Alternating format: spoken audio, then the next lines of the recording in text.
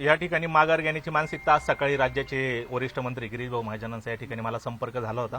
आमचं त्या ठिकाणी बोलणं पण झालं. पॉझिटिव्ह असा त्या ठिकाणी माझा पण निर्णय आलेला होता. पण काल संध्याकाळी आमदार किशोर दराडे यांचा मला त्या ठिकाणी संपर्क झालेला होता आणि संपर्कात त्यांनी मला बोलता बोलता मला बोलले की तू अजून म्हातारा नाही झाला. मी तर तरुण आहे 100% तर, आणि ही निवडणूक तशी तरुणांचीच आहे. हा मतदारसंघ आपण पाहता 15 तालुक्याचा आणि 2 महानगरपालिकेच्या समाविष्ट आहे. असं इतका मोठा मतदारसंघात असताना या ठिकाणी खरा प्रतिनिधी हा तरुण पाहिजे, तो लोकांच्या कामासाठी धावपळ करणारा असला पाहिजे. त्या ठिकाणी जे माझे प्रत्यक्ष उमेदवार आहे विद्यमान माझे आमदार, ते वास्तविक वयाची 70 त्यांनी त्या ठिकाणी ओलांडेल असताना त्यांचे बंधू मला म्हणता की तू म्हाताराने झाला, तुला भविष्यात संधी येईल. तो एक विषय होता. आणि आज मला काल या ठिकाणी आमदारांचे पुत्र कुणाल दराडे खाजगीत एका नगरसेवकाशी, एका ज्येष्ठ नगरसेवकाशी नाशिकमधल्या बोलताना बोलले की गणेश गीते किंवा गोकुळ गीते कोणी असो त्यांच्या बापाला या ठिकाणी माघार देणेच देणे आहे. एवढं बाप काढण्यापेक्षा त्यांनी जर दराडे परिवारातील कोणी पण या ठिकाणी माझ्या घरापर्यंत आले असते, एक नम्र विनंती त्या ठिकाणी केली असती, तरी आमची माघार आणि आमचा पाठिंबा त्यांना नक्कीच भेटला असता. पण या ठिकाणी माझा किंवा कोणाचाही बाप असो, तो बाप असतो आणि कोणाचाही बाप काढला किंवा माझा काढला तर मी ती माघार द्यायची कशी, हा मोठा प्रश्न आज या ठिकाणी मी त्या विवंचनेत होतो. आणि त्या विवंचनेतून या ठिकाणी माझा दुपारनंतर निर्णय पक्का झाला की निवडणूक मी कंटेन करणार, लढवणार. मला किती त्या ठिकाणी राजकीय दबाव प्रेशर आला तरी मी निवडणूक त्या ठिकाणी माघार घेणार नाही आणि माझी भूमिका मी 3 वाजेपर्यंत ठाम राहिलो.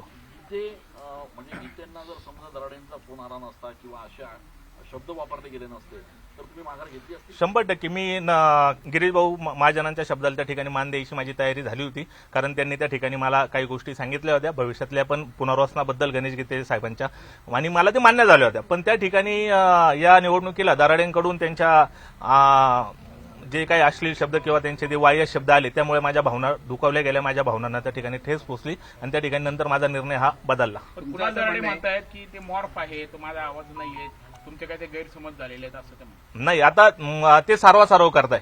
पण जे आता वास्तविक काय, ज्या नगरसेवकाबद्दल जवळ ते बोलले, मला त्यांचं नाव त्या ठिकाणी उघड नाही करायचं. शेवटी त्या माणसाने पण आपल्या विश्वासावर त्या ठिकाणी जे मला ऐकवण्यासारखं होतं तो व्हिडिओ मी तुम्हाला माझ्यावरती आपल्याला भेटलेला आहे किशोर दराडेंचा. पण दराडे तुम्हाला समजवण्यासाठी भेटण्यासाठी मला त्यांचा प्रयत्न एकदाही पण आले नाही. फक्त काल किशोर दराडेंचा त्या ठिकाणी मला फोन आला आणि फोनवरच ते मला बोलले. आता अनेक घडामोडी घडून गेलेल्या आहेत. आता आपण निवडणुकीच्या रिंगणामध्ये आहे, महायुतीकडे बहुमत आहे. आपण कशा पद्धतीने एकूणच ही निवडणूक लढणार आहात आणि आपलं काय प्लॅन असणार? मी आपल्याला फॉर्म भरला त्या दिवसापासून सांगतोय का 619 मतदार आहे. मी 619 मधल्या किमान 350 लोकांना मी त्या ठिकाणी प्रत्यक्ष ओळखतो. मी उद्या सकाळपासूनच त्या सगळ्या मतदारांच्या गाठी भेटी घेणार आहे आणि त्यांना माझ्या भूमिका स्पष्ट करणार आहे आणि माझ्या बाजूने वळवण्याचा मी प्रयत्न करेन. महायुतीचं तगडं आव्हान वाटत नाही का एवढं की 3 पक्ष आहेत, सगळे नेते आहेत, समोर तुम्ही अपक्ष म्हणून आहात?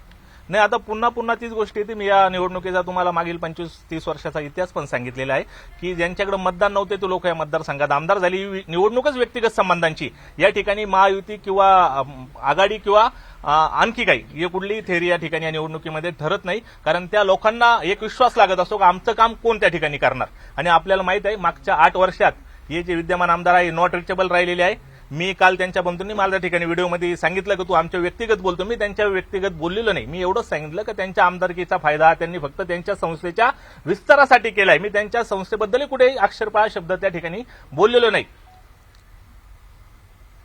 महाविकास आघाडीने काही लीड दिलं नाहीये. महाविकास आघाडी खूप नगरसेवक आहेत.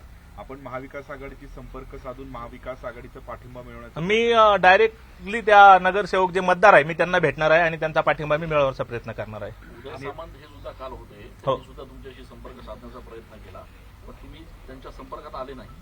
नाही, मला वाया त्यांचा संपर्क, त्यांचा डायरेक्टली मला कॉल आलेला नाही. मला नाशिकमधले काही नगरसेवक त्या ठिकाणी फोन करत होते पण स्वतः सामंत साहेबांचं माझं त्या ठिकाणी कुठलंही बोलणं काल झालेलं नाही भेटीसाठी. जर बंद असेल तर तुमच्याशी संपर्क कसा होणार डायरेक्ट? मी आता तुमच्या समोर सांगतो की पुढील 6 वर्ष रिचेबल राहण्यासाठी फक्त आज 6 तास मी माझा फोन नॉट रिचेबल केला होता. पण हे जे विद्यमान आमदार आहे 8 वर्ष नॉट रिचेबल आहे. आता या मतदारांनी ठरवायचंय 8 वर्ष नॉट रिचेबल असलेल्या व्यक्तीच्या मागे जायचंय का पुढे 6 वर्ष जो माणूस रिचेबल राहणार आहे त्याच्यासोबत जायचंय. पण आता महायुतीचं उमेदवार आहे, भाजप शिवसेना एकत्रित काम करणार, नगरसेवकांना तसे आदेश दिले जाणार. तुम्हाला वाटतंय का की नगरसेवक तुम्हाला मतदान करतील पक्षाचा आदेश डावलून? नक्की या निवडणुकीमध्ये कुठल्याही प्रकारचा विपा या ठिकाणी लागू होणार नाही. त्या नगरसेवकांचे व्यक्तिगत मत असणार आहे आणि व्यक्तिगत मतावर त्यांना ठरवायचं आहे दराडे की गीते. स्वतः गणेश गीते यांनी असं म्हटलंय, जे पक्ष सांगेल ते मी करेल. 100% ते त्या पक्षाचे सक्रिय पदाधिकारी आहे आणि त्यांनी पक्षाशी लायबल राहावं असं मला पण वाटतं. ते पण मतदान करण्याच्या बाबतीत जर त्यांना आवाहन करत असं सांगितलं की तुमच्या विरोधात, त्यांनी करावं. मी सांगितलं ना, आमच्या वहिनी त्या ठिकाणी मतदार आहेत आणि त्यांनी त्यांचा महायुतीचा धर्म पाळला पाहिजे. पण गोकुळभाऊ, तुमच्या या भूमिकेमुळे गणेश गीतेंना कुठेतरी राजकीय अडचणीला असं तुम्हाला वाटतंय का? कारण त्यांच्यावर पण जबाबदारी होती तुम्हाला थांबवण्याची, ती त्यांना पार पाडता आली नाही तुमच्या भूमिकेमुळे. मी आपल्याला आज आपल्या माध्यमातून सांगू इच्छितो की माझ्या कुटुंबाची पार्श्वभूमी काँग्रेस विचारधारेची राहिलेली आहे. 2017मध्ये गणेशभाऊ त्या ठिकाणी भारतीय जनता पार्टीमध्ये सक्रिय झाल्यानंतर त्या ठिकाणी काँग्रेस पक्षाचे असलेले संबंध मी पूर्णपणे तोडलेले होते. मी कधी भारतीय जनता पार्टीमध्ये कुठल्याही पदावर किंवा त्या पक्षाचा कार्यकर्ता म्हणून मी कुठेही सक्रिय नव्हतो. फक्त त्या ठिकाणी गणेश गीतेंच्या माध्यमातून काही कुठली जबाबदारी माझ्यावर गिरीश महाजन असतील, निलेश बोरा असतील, राहुलदादा आहेर असतील यांनी जी टाकली असेल, मी एक भाऊंचं नाव त्या पक्षामध्ये कायम मोठं राहावं त्यासाठी मी कायम ती भूमिका पार पाडली. मग कुठल्याही निवडणुकीची जबाबदारी मला नगर परिषदेच्या काळामध्ये पण ओझर आणि पिंपळगाव या 2 नगर परिषदांची जबाबदारी त्या ठिकाणी माझ्या अंगावर टाकली होती आणि दोन्ही ठिकाणी महायुतीचा नगराध्यक्ष त्या ठिकाणी मी निवडून आणलेला आहे. मी कुठेही त्या पक्षाचा सक्रिय सदस्य नाही. मी आता मागच्या 2 दिवसापासून बघतोय की बंडोकर गोकुळ गीते, मी वास्तविक बीजेपीमध्ये नाहीच. माझा अर्ज पण अपक्ष आहे, हे लक्षात घ्या तुम्ही. त्याच्यामुळे मला बंडखोरी व्याख्या माझ्यासाठी लागू पडत नाही. मी गणेश गीतेंचा बॅकबोन म्हणून त्या ठिकाणी बीजेपीचं काम करत होतो, पण ही माझी स्वतःची व्यक्तिगत भूमिका आहे. आणि गणेश गीतेंना त्या ठिकाणी त्यांनी पार्टीसाठी योगदान दिलेलं आहे. त्यांना आडी अडचणीत न्यायचं त्या पार्टीचे ते विचार आहे, त्या पार्टीने ते ठरवायचं आहे. अशी पण एक दब्या आवाजात चर्चा होती की भाजपचे आणि शिवसेनेचे काही नगरसेवक हे छुप्या पद्धतीनं तुम्हाला पुढे करतायत आणि निवडून आणून तुम्हाला भाजपात घ्यायचं असा एक प्लॅन, अशी पण चर्चा आहे. ते मला माहित नाही, पण मला सगळ्याच पक्षातले मतदार नगरसेवक त्या ठिकाणी छुप्या पद्धतीने मला पाठिंबा दिलेला आहे आणि त्या पाठिंब्याच्याच जोरावर मी निवडणूक पुढे नेतो. तुम्ही गणेश भाऊंचं बॅकबोन म्हणून काम केलं, पण ते शेवटच्या क्षणापर्यंत तुम्हाला फोन करत होते. अगदी मी गिरीश भाऊंचा आणि गणेश भाऊंचा शब्द टाळूच शकत नव्हतो, पण माझा बाप काढल्यानंतर माझी भूमिका ही त्या ठिकाणी 100% बदललेली आहे. महाविकास आघाडीने उमेदवार दिलेला नाहीये आणि कुठेतरी संजय राऊतांचं सूचक वक्तव्य आणि आज तुम्ही अपक्ष लढतायत, पाठिंबा मिळेल किंवा ठरलंय तुमच्याकडे? असं काही ठरलेलं नाही, पण कदाचित महाविकास आघाडीचे किंवा अजून इस्लाम पार्टी असेल, एमआयएम असेल, बसपा असेल, समाजवादी पार्टी असेल, यांना त्या ठिकाणी त्या विचारधारेच्या त्या उमेदवारासोबत जायचं नसेल तर ते माझ्यासोबत त्या ठिकाणी येऊ शकतात. कुणाल दराडे असं म्हटलंय की मी माझ्या घरामध्ये 9 डॉक्टर आहे, मी संस्कारी असे शब्द कधी वापरत नाही, माझे शब्द अगदी मोजून मापून असतात. माझ्या मते त्यांचे बरेच व्हिडिओ आपण कोविडमध्ये असतील, आपण बघितलेले आहे, त्यामध्ये त्यांचे संस्कार तुम्हाला दिसतील. एबीपी माझा, उघडा डोळे बघा नीट.